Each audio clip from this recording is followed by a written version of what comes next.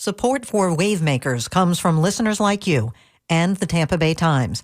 The Pulitzer Prize-winning newspaper is available around the Tampa Bay area and online at tampabay.com.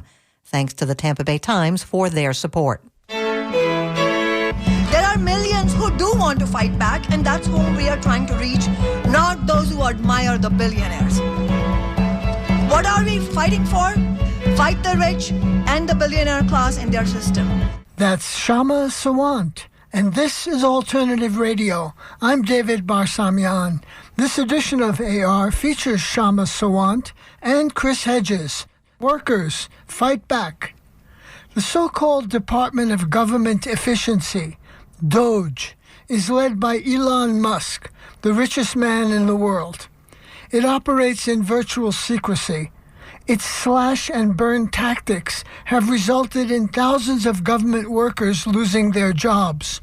Activist, organizer, and politician Shama Sawant warns, "We cannot understate the damage being done by Trump, Musk, and company. It's austerity on steroids, deregulation on steroids, imperialism on steroids. And along with that," she says, "it's the most dramatic concentration of executive power in memory. There's only one thing that will stop the Trump-Musk juggernaut: collective citizen action. Workers, fight back." Our featured speakers today are Chris Hedges and Shama Sawant. Chris Hedges is an award-winning independent journalist and author of many books. His latest is War is the Greatest Evil. Shama Sawant served on the Seattle City Council from 2014 to 2024. She now heads up the Revolutionary Workers' Party. They spoke at the Langston Hughes Performing Arts Center in Seattle in late February. We begin with Chris Hedges, who is followed by Shama Sawant.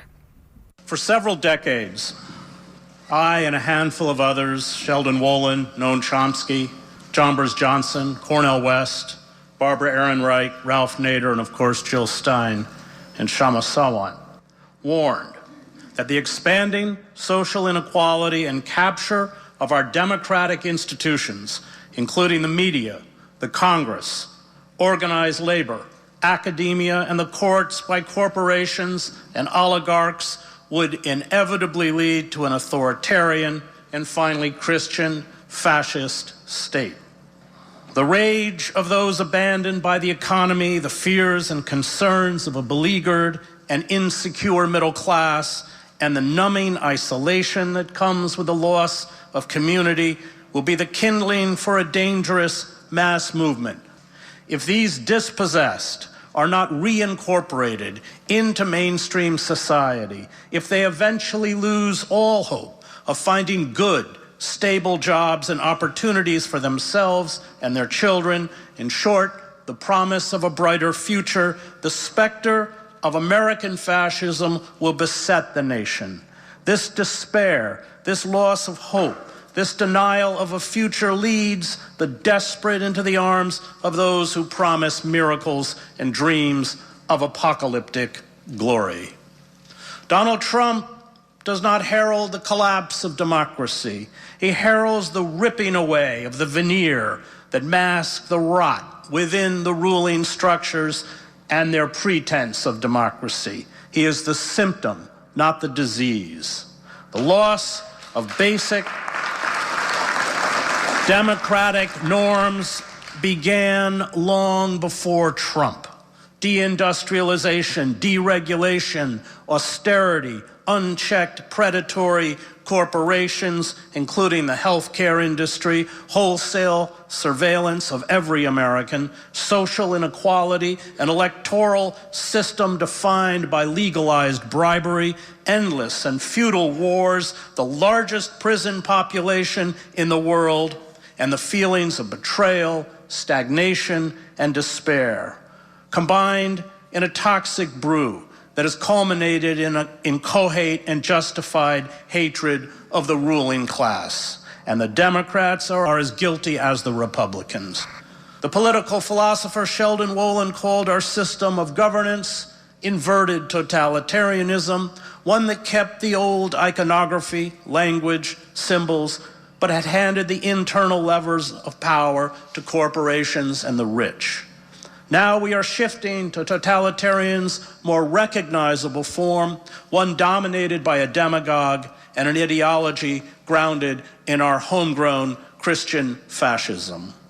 The utopian ideology of neoliberalism and global capitalism is a vast con, a mechanism to funnel wealth upwards to the billionaire class. The working poor, whose unions and rights were stripped from them and whose wages have stagnated or declined over the past 40 years, have been disempowered and impoverished. Their lives, as Barbara Ehrenreich chronicled in Nickel and Dimed, are one long, stress-ridden emergency.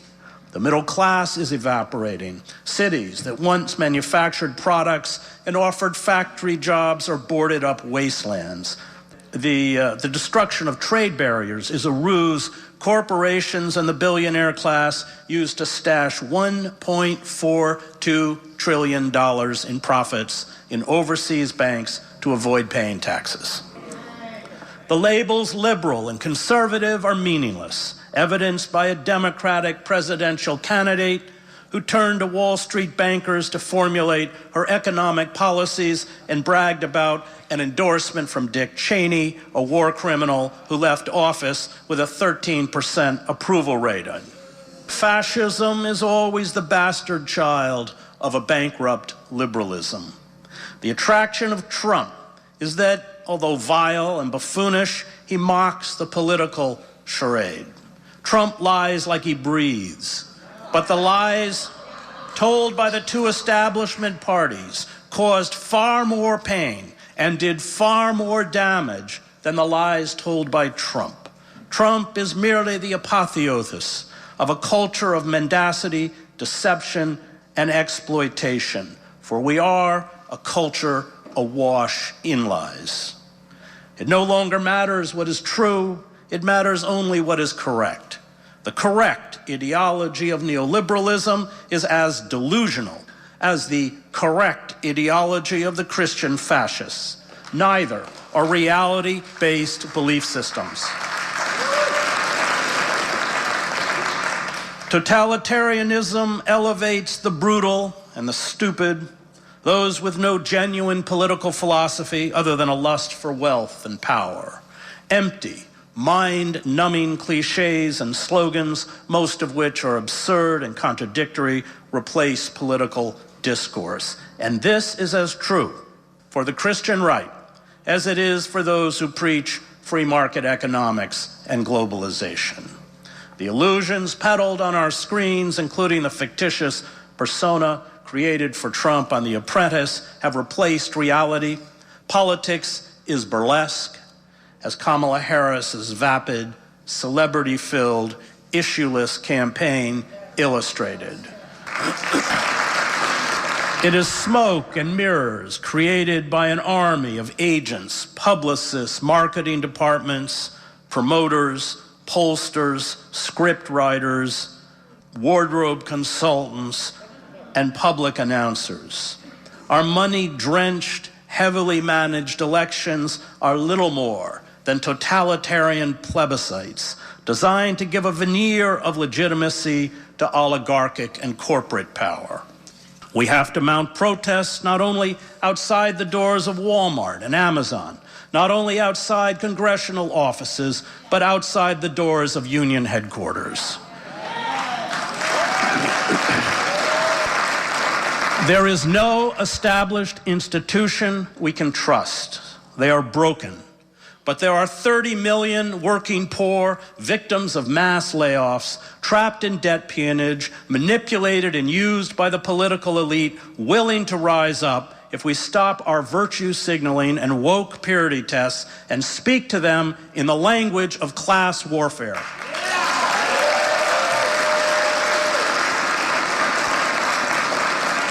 And this is why I support Workers' Strike Back. But let us be clear-eyed about what lies ahead. The enemies of freedom throughout history have always charged its defenders with subversion. The enemies of freedom have always convinced segments of a captive population to parrot back cliches to justify their rule and serve as goons and vigilantes in the name of patriotism. Those who created our mafia economy inevitably created our mafia state. And we must organize and organize fast to break our chains one by one, to use the power of the strike to cripple the state machinery. We must embrace a militant radicalism, one that offers a new vision and a new social structure. We must hold fast to moral imperatives. We must forgive mortgage and student debt, institute universal health care, and break up monopolies. We must raise the minimum wage and end the squandering of hundreds of billions of dollars to sustain the empire and the war industry. We must establish a nationwide jobs program to rebuild the country's collapsing infrastructure. We must take into public ownership the banks, the pharmaceutical corporations, military contractors, and transportation, and end the extraction of fossil fuel. And we must end the genocide in Gaza. And that means the boycott, sanction, and divestment of the apartheid state of Israel.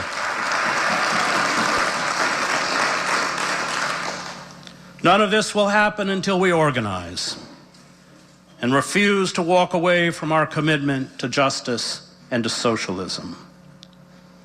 As the country disintegrates, as feelings of betrayal and abandonment mount, the ruling class will use their organs of propaganda, including the media, to blame us.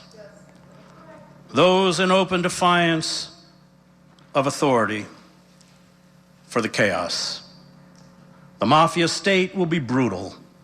Capitalists, as Eduardo Galeano writes, view communal cultures as enemy cultures. The billionaire class will do to us what it did to the radicals who rose up to form militant unions in the past. We had the bloodiest labor wars in the industrialized world. Hundreds of American workers were killed. Tens of thousands were beaten, wounded, jailed, and blacklisted. Unions were infiltrated, shut down, and outlawed. We cannot be naive. It will be difficult, costly, and painful, but this confrontation is our only hope. Otherwise, we and the planet that sustains us are doomed. And I concede, we may not succeed. So be it. At least those who come after us, and I speak as a father, will say we tried. The corporate forces that have us in their death grip will destroy the lives of my children. They will destroy the lives of your children. They will destroy the ecosystem that makes life possible, and we owe it to those who come after us not to be complicit in this evil. We owe it to them to refuse to be good Germans. This is a battle, quite literally, between freedom and slavery, between life and death. It is that grave. And it is a battle that no matter the odds, we must fight. But in the end, I do not fight fascists because I will win. I fight fascists because they are fascists. Thank you.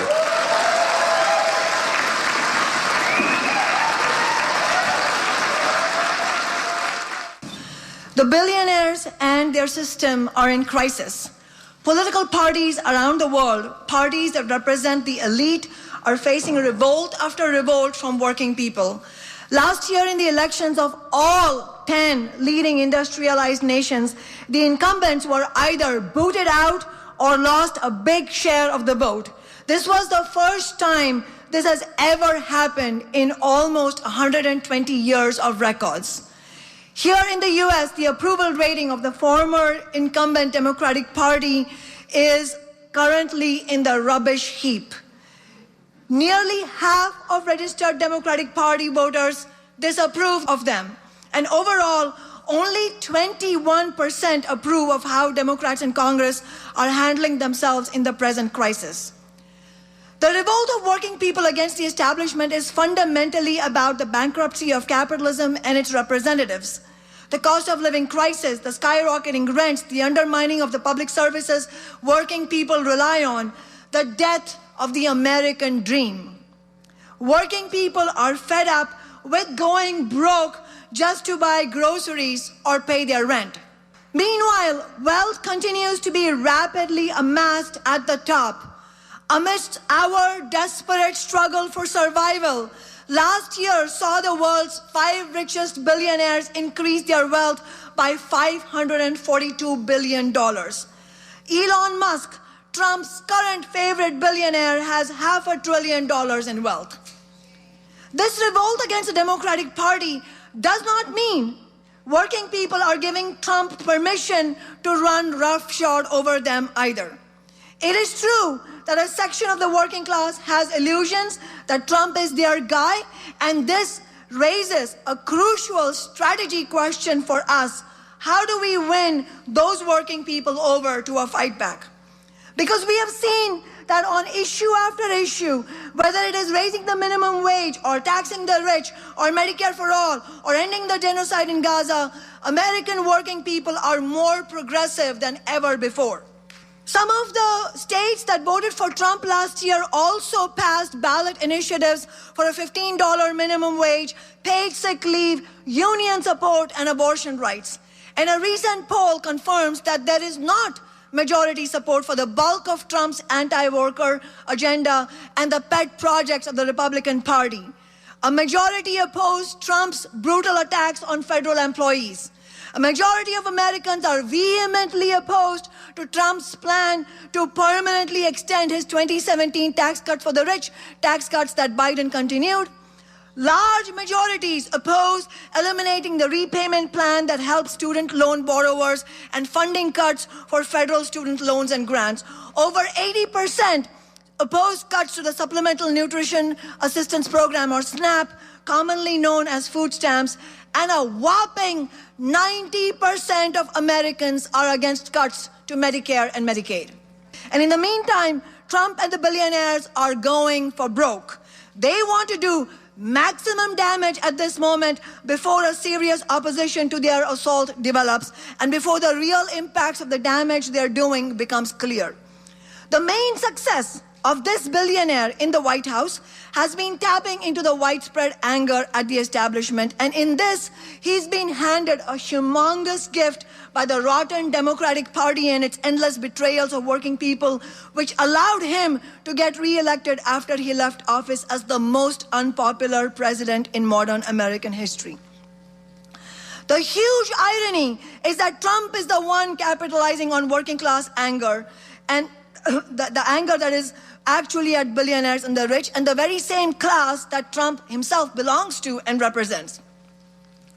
Politicians and the corporate media were stunned by the show of support on social media for Luigi Mangione, the man accused of killing United Healthcare CEO Brian Thompson last year. They were even more shocked when polling showed that this was not some fringe phenomenon, but a strong majority sentiment, nearly 70%.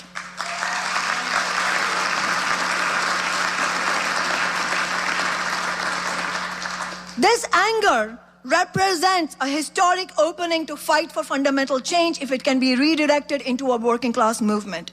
Killing individual CEOs is no solution. Thompson has already been replaced with another blood-sucking executive. And if such killings were to continue, they would be used as a pretext to attack workers and increase the powers of the police. Instead, we need to build powerful mass movements of the millions against the billionaires.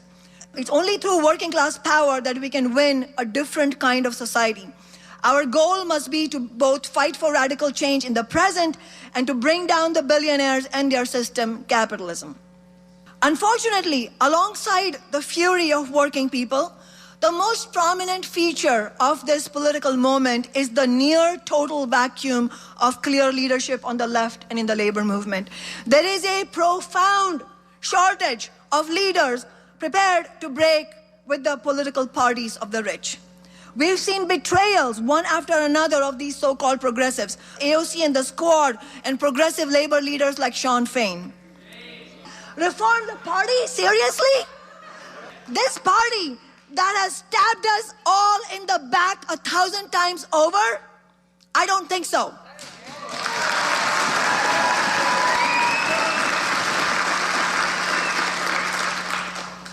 We need a new mass party for the working class and the oppressed. The organizations here, like Workers Strike Back, the Green Party, and all of us, we have an important role to play in that process. But that will not happen so long as lesser evilism rules the day, and until the utterly failed strategy of voting for one billionaire party so that another billionaire party can win is abandoned. We need to build an organized, unified movement of working people to systematically take on the rich who run society and undermine their ability to rule.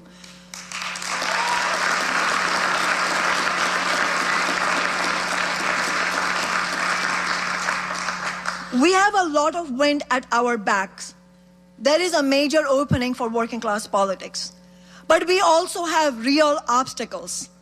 We face the absolute disaster that the left and labor leadership have become, and along with that, all the rotten ideas that are being argued for by those misleaders.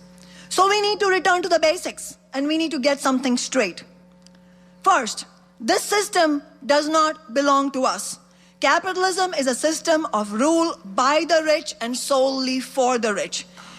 It is based on stealing the wealth you and I create through our labor, as Karl Marx explained 175 years ago.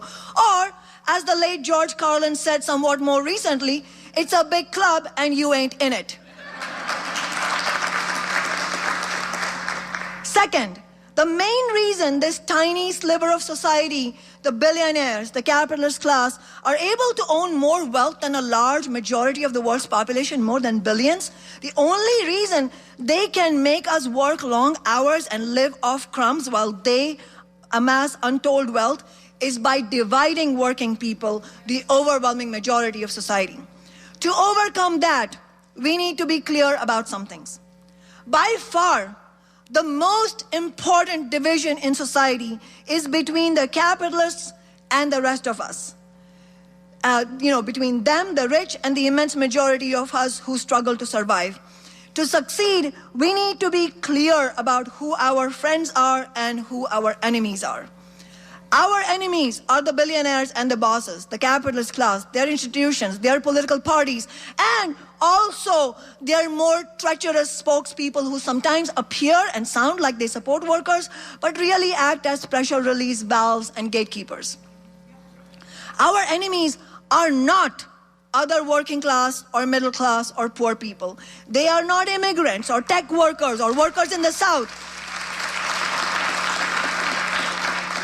or Muslims, or trans people, or ordinary Republican or Democratic voters, or independent voters, or non-voters. Our enemies are those who make billions or even millions of dollars a year, own the politicians, own the land and the resources, and who call the shots in the system. Our enemies are also those who justify and protect the interests of the rich. And because we outnumber them 1,000,000 times over, they need to invent 1,000,000 ways to divide us. They use nationalism and xenophobia. They tell us that workers in other countries, whether China or Russia or immigrants from Mexico, they tell us they are our enemy. This is one of Trump and the Republican Party's favorites. They use identity politics, which is favored by the Democratic Party.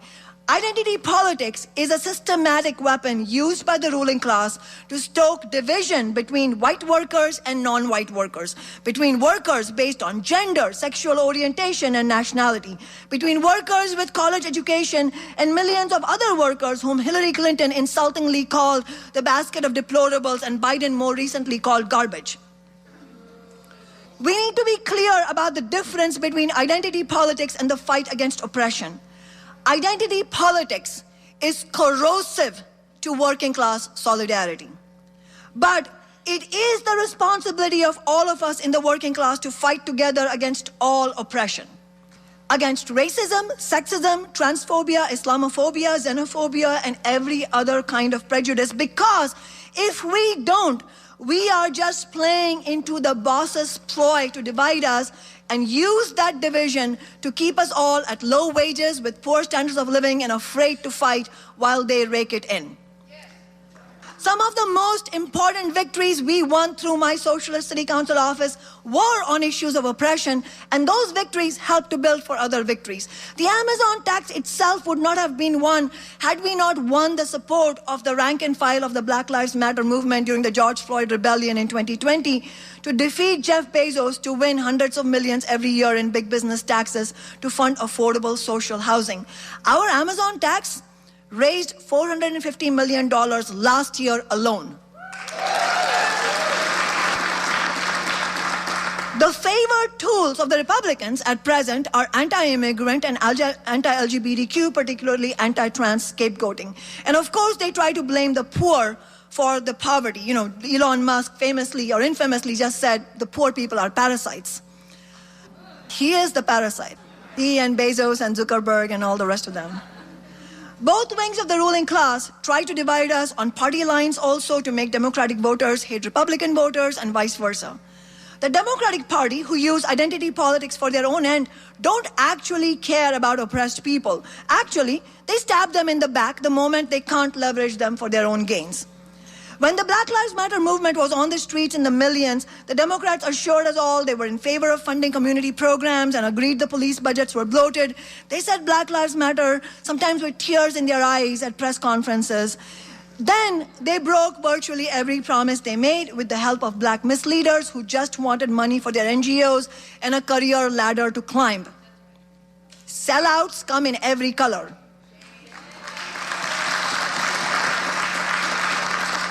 The Democrats claim to be all about immigrant rights. They attacked Trump for being anti-immigrant. And then Harris ran on the message that she'd be the best builder of the border wall. Many working people are concerned about immigration. This is unfortunately an issue on which Trump currently has support. There is genuine confusion. At the root of the support for deportations is the fact that millions of people have watched the American dream get kicked into the gutter. Millions are stuck in soulless, dead-end jobs that don't pay enough to make rent. They're saddled with student debt, medical debt, credit card debt. They face collapsing school districts for their children, gutting of social services. They're called deplorable, lazy, garbage. They face a society plundered by the billionaires, and they are justifiably angry. Trump and the right wing channel this anger by the scapegoating of immigrants. And we cannot fall for it. The boss's super exploitation and marginalization of immigrants is used to undermine the wages and conditions of all workers, both native-born and immigrant. Low wages for immigrants are used to drive down everyone else's wages. Immigrants worried about being deported are put in a position where it's more difficult for them to make demands for workplace safety, and they get more desperate and accept worse conditions. The net effects are all bad for native-born workers and the working class as a whole, because when the bosses can force immigrant workers to accept worse conditions, that means worse conditions for American-born workers also. Latin American immigrants don't leave their communities and often their families behind to risk everything, sometimes losing their very lives trying to get over the border for no reason. It is because of the devastating effects of US imperialism in their own countries, as well as the climate crisis. More and more deportations and firepower at the border will not end immigrant influx into the United States, and it's not going to solve the problems of American-born workers. The purpose of the anti-immigrant rhetoric is for you to turn your anger away from the billionaires and their sociopathic system of capitalism. You're listening to Shama Sawant on Workers Fight Back. She was preceded by Chris Hedges. This is Independent Alternative Radio. For copies of this program, call us 1-800-444-1977 or our website, alternativeradio.org. If Trump carried out the kind of mass deportations he has talked about, it would have a hugely damaging impact on the economy and millions of native-born workers, as well as immigrants that are deported. It would almost shut down food productions and lead to a massive escalation of prices. Native-born and immigrant workers must stand together against the waves of deportation being carried out by both parties of the billionaires and fight for better wages and conditions for all of us. We have to maintain our focus on the rich. So I ask you, who is our enemy? The rich. That's right, it's the rich, the billionaires, and don't let them tell you any differently. We need to build unity on a broad basis with all those who want to fight with us against the rich. That part is important. Unity with those who want to fight is the basis on which we need to build. That is what we have done here in Seattle. That is how we won the highest major city minimum wage in the country and how we've defeated Amazon again and again. There are millions who do want to fight back, and that's whom we are trying to reach, not those who admire the billionaires. What are we fighting for? Fight the rich and the billionaire class in their system. Workers need a real raise, $25 an hour minimum wage. Good union jobs for all. Stop the climate catastrophe. Take big energy corporations into workers' ownership.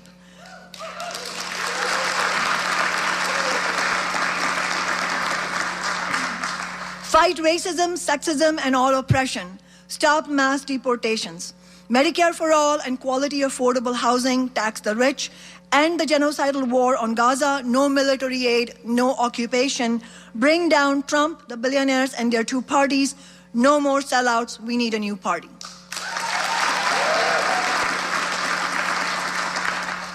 We need to build our campaigns around things we agree on and that we can use to mobilize many thousands of people to fight for because they could make a real difference in their lives.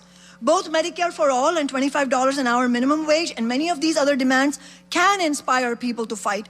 And we must also keep our focus on ending the genocidal war on Gaza and the brutal occupation. This is one of the worst genocides of our generation, and we must find every path to stop it.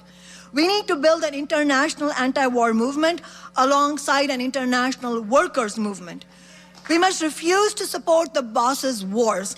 And I mean both the war on Gaza and the bloody anti-imperialist war in Ukraine. These conflicts are a product of the global capitalist crisis. We are entering into a new era of war, which comes out of the winding down of the era of neoliberal globalization, which was rooted in a world in which US imperialism was the undisputed power. That world is gone, replaced by the US-China global conflict, and with it, economic nationalism and proxy wars. Imperialist war, including the horrific meat grinder taking place in Ukraine right now, is not in the interests of the working class, and we must reject it. The rich want us to offer up our corpses for the purpose of their fight over profits and resources. Neither Western imperialism nor Russian imperialism cares one bit for Ukrainian workers or Russian workers, neither does Zelensky. And not one more worker should be dying for Putin or Zelensky.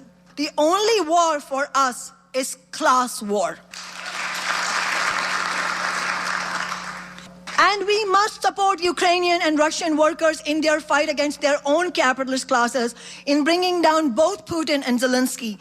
That is a fight we should fully take on board. We should have no illusions in Trump's ideas of plundering the natural resources in Ukraine. Trump is no friend of working people in either Russia or Ukraine, and he is no anti-war president.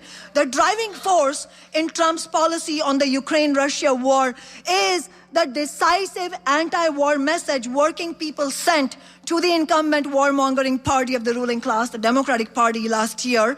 And Trump realizes he needs to reckon with that pressure from the working class, including from his MAGA working class base, who are angry that tens of billions of dollars are being spent on wars and their needs go unfunded. It is all this that has prompted Trump to begin pushing talks for an end to the deeply unpopular war in Ukraine and to declare a temporary ceasefire in Gaza, which he predictably followed up by repeatedly and grotesquely calling for ethnic cleansing in Gaza. So the question for us is, how do we build our movement? How do we fight back? I'll take an example from my first election campaign. We didn't invent the idea of $15 an hour, But it was our movement's victory in Seattle that turned in 2013 and 2014, it turned $15 an hour from a slogan into a national movement and into a series of concrete victories in other cities. Not everyone agreed with 15 when we started. To say the least, when we began organizing around it, it was a radical idea at the time, and many dismissed it as utopian. But my fellow socialists and I had the sense that it will inspire workers to fight, and it did, and our movement made history. Campaigning for 15 in my working class election campaign in 2013 was crucial, but it was just the beginning. It took an all-out fight. We immediately used the momentum from our election victory to launch a movement called 15 Now. We held mass organizing meetings, rallies, marches, built neighborhood action groups, and filed a ballot initiative to present a credible threat to big business and the Democrats. If they did not pass a strong 15 in City Hall, we would take it to the ballot box. That is how we won.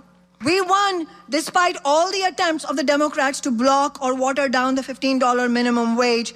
And we won despite the attempts of some labor leaders behind the scenes trying to convince others in the movement that all we can win is $11 an hour, we should just dump 15. We need to similarly go on the offensive today. And the logistics industry, and specifically Amazon, is crucial. This industry underpins the billionaire's profit-making machine. Unionizing Amazon is therefore a strategically necessary task of the working class. A victory at Amazon would shift the balance of power between bosses and workers. It would set off a wave of strikes and unionization efforts comparable to the massive worker organizing wave of the 1930s. But defeating Amazon will be far from easy. We have seen that even when Amazon workers win union elections, the company will refuse to negotiate. Workers will need to take mass coordinated strike action at multiple key facilities and shut down profits in order to win a union and their demands. We need to unleash the full power of the labor movement and support Amazon workers' efforts with all possible resources. Rank and file union members will need to get organized together across unions along with non-union workers to demand action from existing labor leaders and to build a new fighting union leadership. Some people will ask, shouldn't we be running a lot of candidates for office? Our movement at present is not strong enough to run significant numbers of candidates. Elections are also not the main way that change happens. People with progressive ideas get elected all the time, but without a strong movement behind them, they get absorbed into the system. They capitulate to the enormous pressures from the rich and their politicians. And it might seem ironic to you all that I'm saying this as somebody who has a decade-long track record of having used elected office in the correct way, but I say this because, tragically, that is the only example we can point out in our times of elected office being used in that way. So yes, it can be done, it needs to be done that way, but a sober assessment also is that it hasn't been done otherwise outside Seattle. We need to build a stronger movement now through other campaigns and struggles to prepare the ground to be able to run candidates independent of the two parties of the billionaires. Members of our movement who do want to run for office need to be accountable to working people from the outset. They should work with the Fight the Rich campaign on developing a strong working class political platform. They would need to run any such campaign on a clear fighting working class basis and agree to accept only the average worker's wage if elected, as I did during my entire decade in City Hall.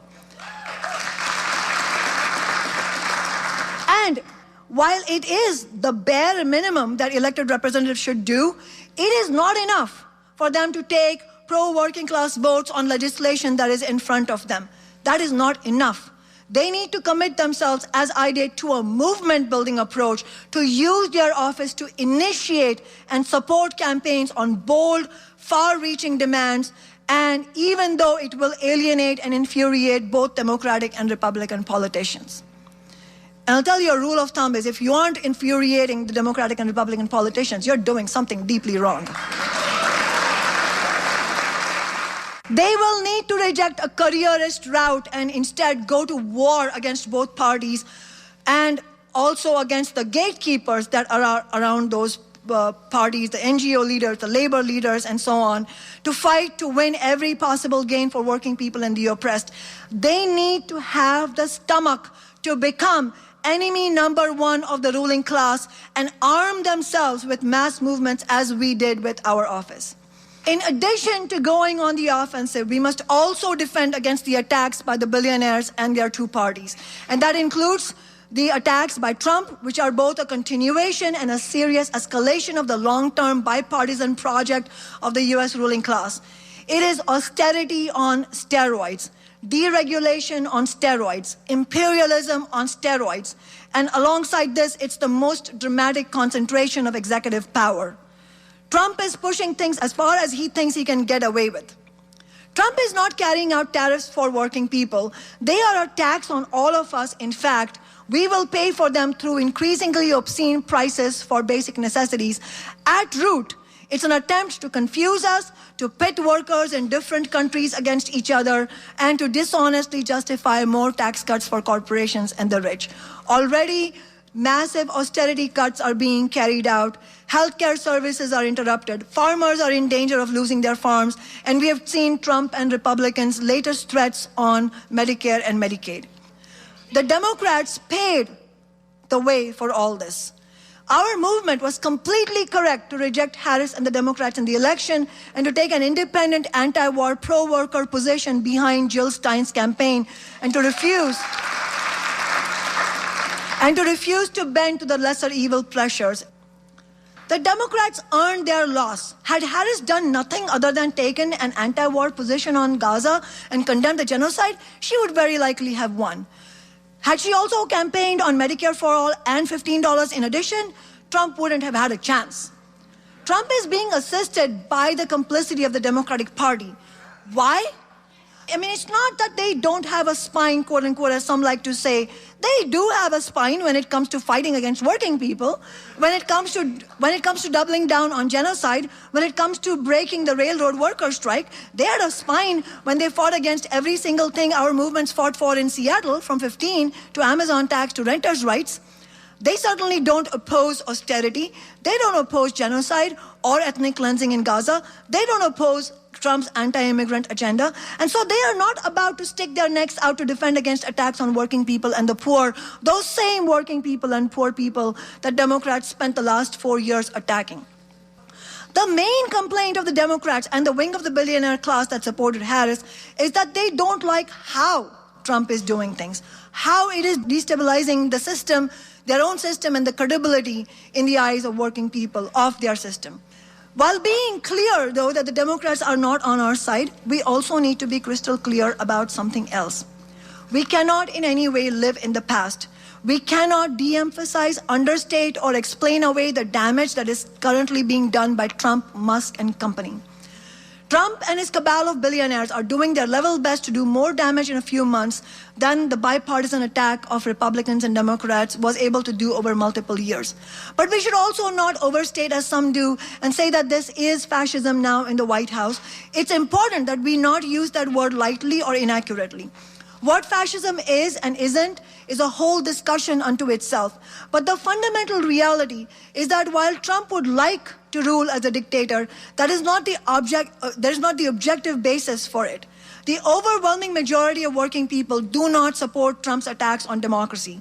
One of Trump's most unpopular political moves was January 6th, which was strongly opposed by the overwhelming majority, including most people who voted Republican. And now his blanket pardon of those guilty of violence on January 6th is itself deeply unpopular, according to the polls. This is also the reason for Trump's doublespeak in saying that free speech is back. He pretends to be pro-democracy because he has to. He is helped by comparison with the Democrats who've been carrying out a crackdown on free speech in recent years, including the brutal repression against campus anti-war protesters. The capitalists, for their part, have absolutely no love of democracy. Yet, they don't want the chaos that goes along with destroying the institution of their system, which have served them incredibly well for almost 250 years. And while they are on board with big parts of Trump's agenda, of attacking workers, of austerity, of deregulation, etc. They don't want an unchecked Trump or the kind of utter chaos that fascism brought on the ruling classes and capitalism as a whole in the first half of the 20th century. The capitalists see capitalist democracy, which is of course highly limited and is mainly democracy for the billionaires, but such as it is the best possible shell for their interests. Suffice it to say that if this was fascism, this meeting would not be taking place. Many of us here today would be in prison right now or facing far worse. But we have to be clear about what is happening, how very dangerous it is, and the urgent need to fight back. While we should not for a moment let up on the Democrats, the fact is they are no longer in power. Trump and the Republicans are. And we need to fight back powerfully against them, just as we fought Biden and his party. And it's ironic that, as I said, Elon Musk calls poor people parasitic. He makes $8 million a day from government contracts that his companies have. He's one of the biggest parasites in history. Working people make everything run in this society. We create all the wealth. Nothing works without us. Not the grocery stores, not the electrical grid, not the coffee houses, not the buses, not the Amazon warehouses, not one building in this city, not one board, not one brick was put in place by a billionaire. We need to win over people to our movement who voted for Trump, who voted for Harris, who didn't vote at all, or those who, like us, campaigned and voted for the strongest anti-war pro-worker candidate, Jill Stein. We know from history that we can unite working people through common struggle. For any of you who have been on a picket line, you know what solidarity is. For any of you who've been part of a successful social movement like Tax Amazon, you know what solidarity is. And you know that in successful movements, we can have respectful discussions about our differences and our strategies. We come together around the best strategies and we carry them out together on a principled, united basis. In order for workers to win the 8-hour day or Social Security or the end of Jim Crow segregation, we had to cut across the divisions and the bosses tried to create. Trump's firing of federal employees is the biggest attack on them since Reagan went after PATCO, the Union of Air Traffic Controllers, and fired 11,000 of them in 1981. That act had devastating effects for the labor movement that have lasted to the present day. So my question is, where is the labor leadership when Trump is firing thousands of union members? In the face of this dangerous escalation of executive power, there should be mass strike action. That would be a way to actually block Trump's assault, to bring the government offices and business of the US state to a grinding halt, to shut down corporate profits, shut down the economy. Instead, we have Auto Workers Union President Shawn Fain authoring an op-ed in which he announces he's ready to work with Trump. We have Sean O'Brien, the Teamster leader, kissing up to Trump and MAGA, throwing immigrant workers under the bus and openly surrendering to anti-union right-to-work laws.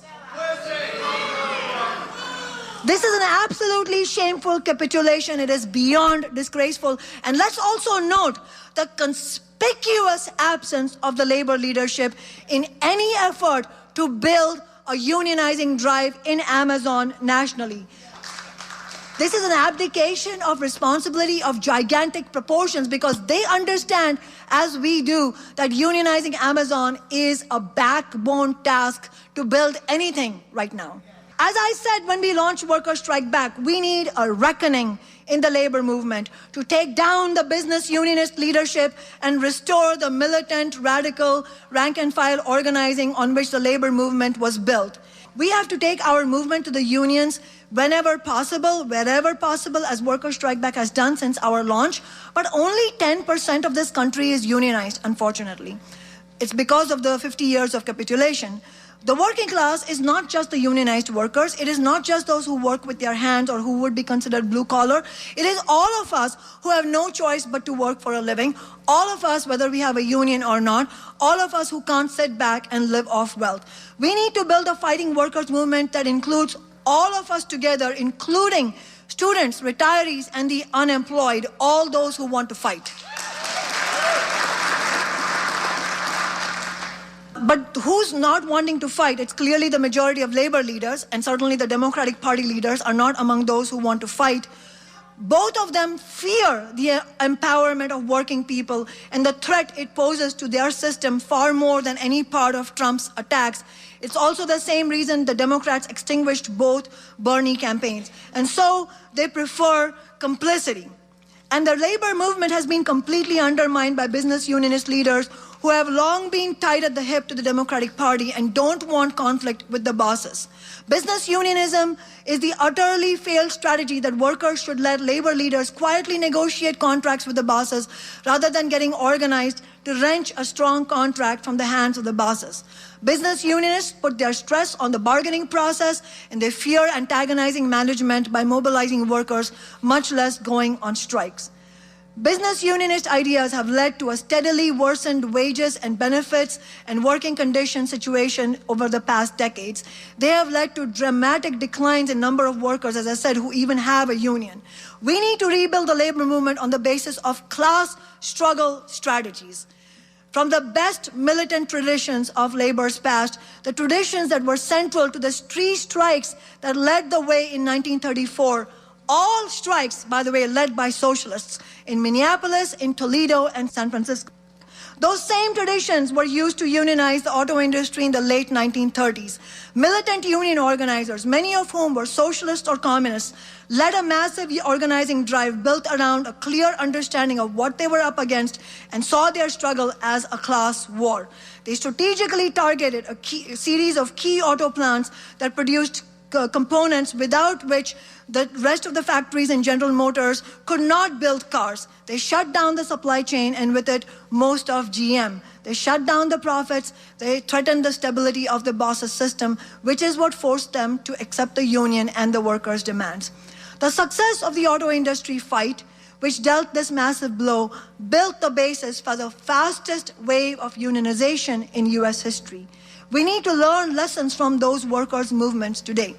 And we need to build Worker Strike Back into a mass force nationally, as well as other class struggle organizations.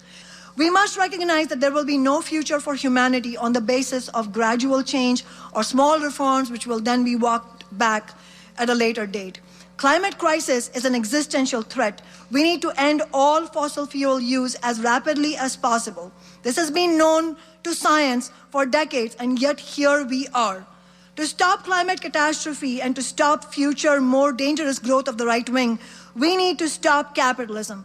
But we can't do that with these corporations in the hands of the billionaires because we can't control what we don't own. We need to take the big energy corporations, the big banks, all the major corporations into democratic public ownership and run them ourselves. You were just listening to Shama Sawant on Workers Fight Back. She was preceded by Chris Hedges. They spoke at the Langston Hughes Center for the Performing Arts in Seattle in late February. Shama Sawant served on the Seattle City Council from 2014 to 2024. She now heads up the Revolutionary Workers' Party. She's been called a warrior for the working class. Chris Hedges is an award-winning independent journalist and host of the Chris Hedges Report. This program is produced by Alternative Radio, an independent nonprofit in our 39th year. We're supported solely by individuals just like you. We feature such voices as Tariq Ali and Arundhati Roy. To access our complete audio and book catalog, just go to our website, alternativeradio.org. Again, our website where we are podcasting, alternativeradio.org. For copies of today's program, Shama Sawant and Chris Hedges, Workers Fight Back, and for Howard Zinn's classic book, You Can't Be Neutral on a Moving Train, call us 1-800-444-1977 or online our website, alternativeradio.org. That's alternativeradio.org. Printed transcripts, PDFs, and MP3s of this program are free of charge. Call us 1-800-444-1977. Joe Ritchie is our general manager and editor. I'm David Barsamian. Thank you for listening. You're listening to WMNF Tampa.